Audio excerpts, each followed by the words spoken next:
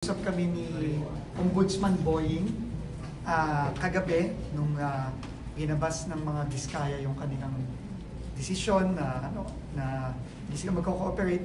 Well, sabi nga ni Ombudsman Boying, tignan natin sa mga susunod na linggo kasi yung unang kaso na final natin kasama ang mga Diskaya, ready na yon, magiging ready na yon for filing sa Sandigan Bayan. At alam niyo naman, non-bailable yung mga kaso doon. So, malapit nang magkaharap-harapan talaga dito.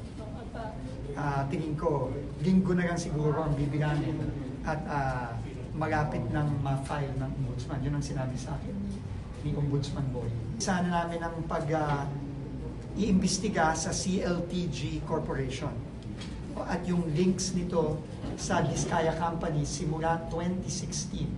Dahil ang mga Diskaya mismo ang umamin sa Senate Blue Ribbon hearing, I think nung una o ikagawang Senate Blue Ribbon hearing, na lumaki ang kanilang negosyo simula nung 2016. So yun ang inutos sa akin at napag-usapan namin ni Ombudsman Boying at yun ang gagawin natin.